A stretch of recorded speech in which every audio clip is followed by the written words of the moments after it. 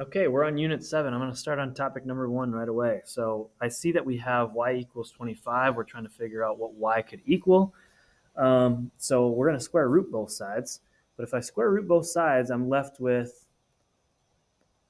y equals 5. And honestly, that's not the only thing that could make, if we plug it in, that's not the only thing that would squared be 25. In fact, we could have a negative 5 as well. So this is where we're going to have to start doing plus minus symbols or write two answers on Alex. I think Alex wants you to separate with commas for your two answers. So that's how you'd have to write it in just like that on Alex. But yeah, we just got to be careful. When we square root these numbers, we're going to be having plus positives and negatives when we square root a variable that's squared like that.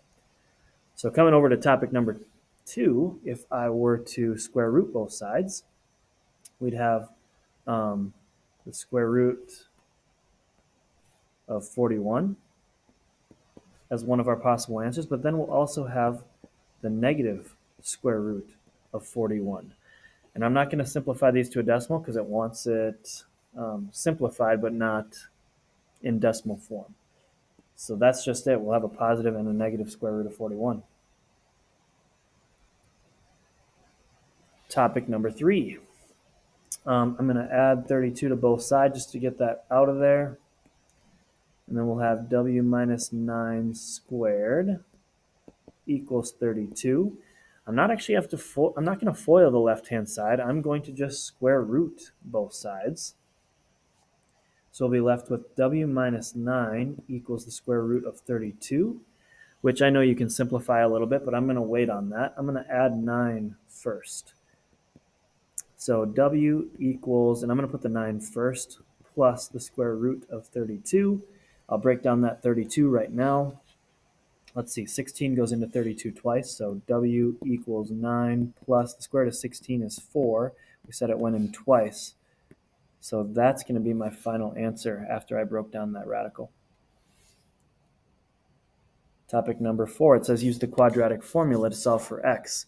We're going to need to know the quadratic formula to be able to use it. So this is something that you guys are actually going to have to memorize if you want it for the semester test, which you should. So we're going to do negative b plus or minus the square root of b squared minus 4ac all over 2a. And then I'm just plugging those things in. So I'm going to try to do as much of it as I can in my head first. Let's see. So we'll have a positive 3 plus or minus the square root. B squared would be 9. Minus 4 times 6 is 24. Times c is negative 1, so negative 24. So this will actually be plus 24. All over 2 times a, which would be 12. Simplifying a little bit more, 3 plus or minus 33, the square root of 33 over 12. And I think it wants us to leave it like that, if I'm not mistaken. You could type that into a calculator. You're not going to have to do it twice. And even if I type it in like this, I'm going to have to type it in twice, one with a plus and one with a minus. So 3 plus the square root of 33 divided by 12, and 3 minus the square root of 33 divided by 12. And some people like to ask me when I go through this, can you simplify the 3 and the 12? The answer is no to that because if I simplify the 12 down there, keep in mind the 33, the square root of 33 still has to divide by that 12. So if I simplified just the 3 and the 12, I'm changing that bottom number. That's changing what the square root of 33 should be divided by. And we haven't done that yet, so we can't change the bottom at all. So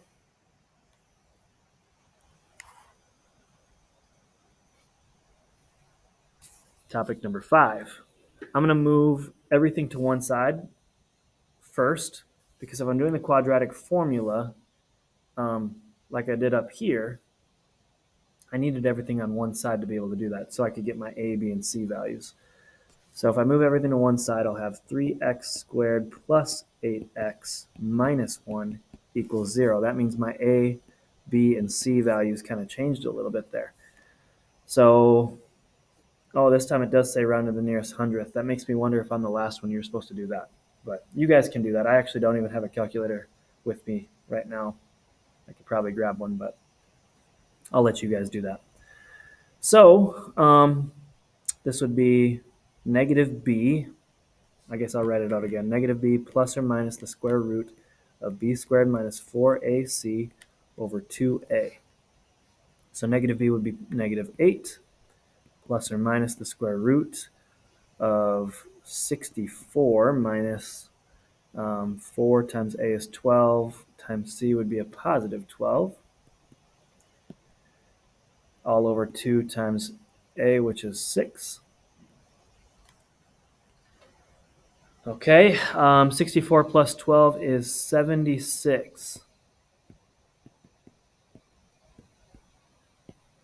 And I'm not even going to worry about simplifying this at all because it wants you to round to the nearest hundredth anyway. So I'm not going to break down that radical any more than it is right now. You guys can type that into your calculators, once with a plus sign, once with a minus sign, and you should be good to go on topic 5.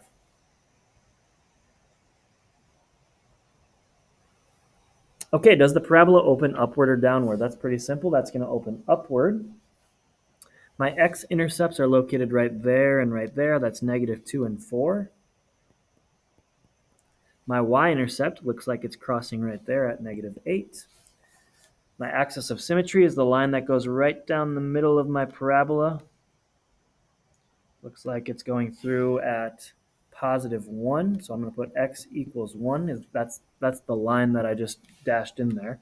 And find the coordinates of the vertex. That's at 1, negative 9.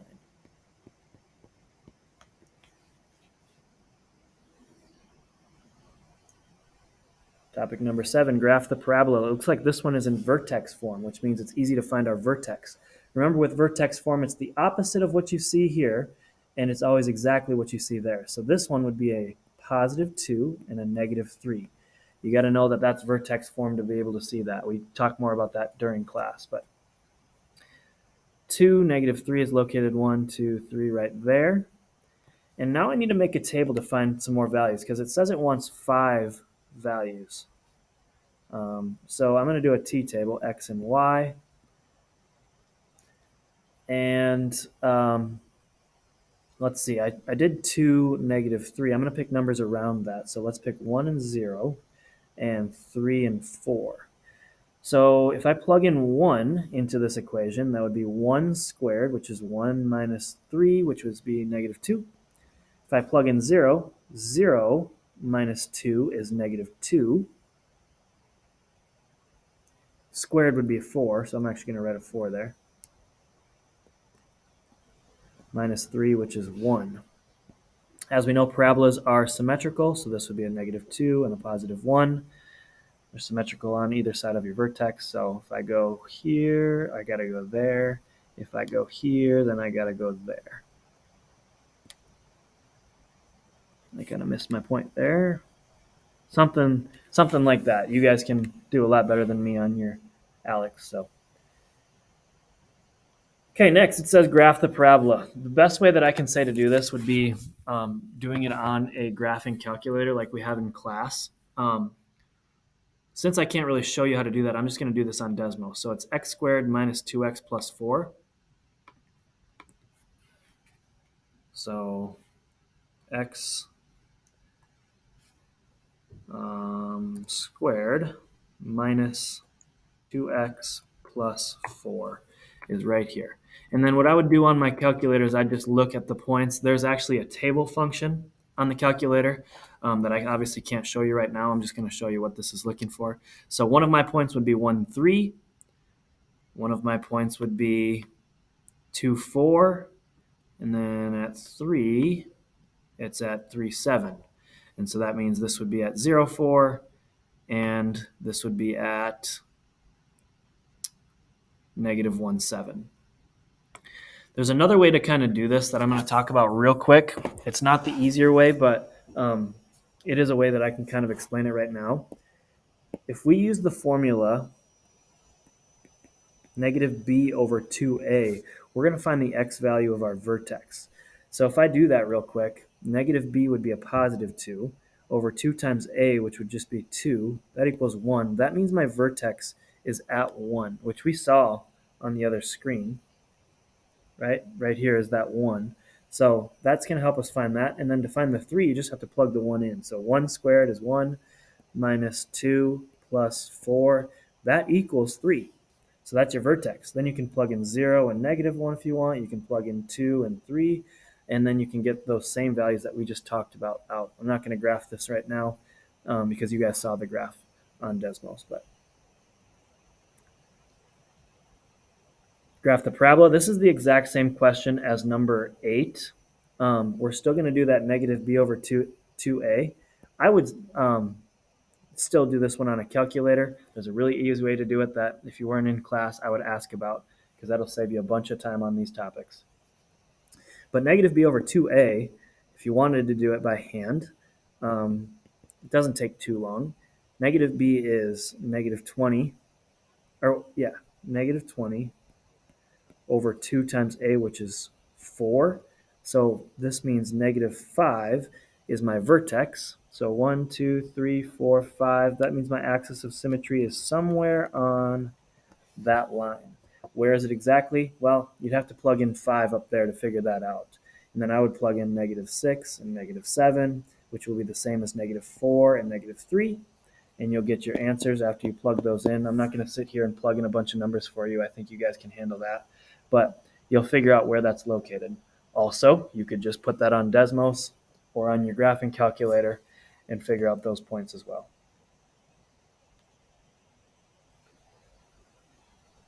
Find the x-intercepts and coordinates for the vertex of and the coordinates of the vertex for the parabola. Sorry. So same situation here. I'm going to basically just be using Desmos for this problem. I'm going to go do that quick. So we have negative x squared minus 4x plus 12. So negative x, negative 4, positive 12. Negative x squared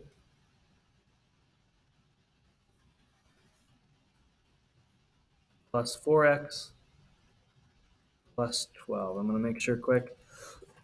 Oh, it was minus 4x. Good thing I checked. My vertex looks like it's located at negative 216.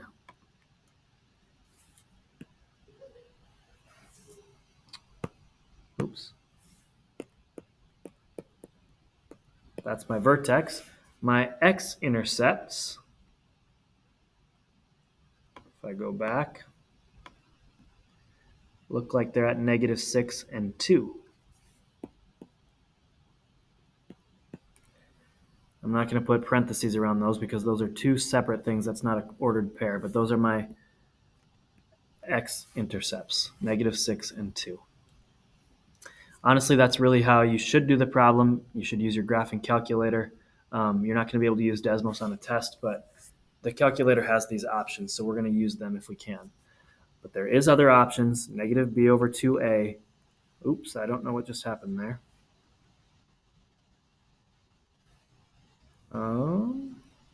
Sorry about that. Let me go back down to this problem. Negative b over 2a should get you your x value of your vertex, and you could plug that back in to get your y value. I'm guaranteeing that this will equal negative 2 if you plug those in. You have to plug that back in to get 16, though.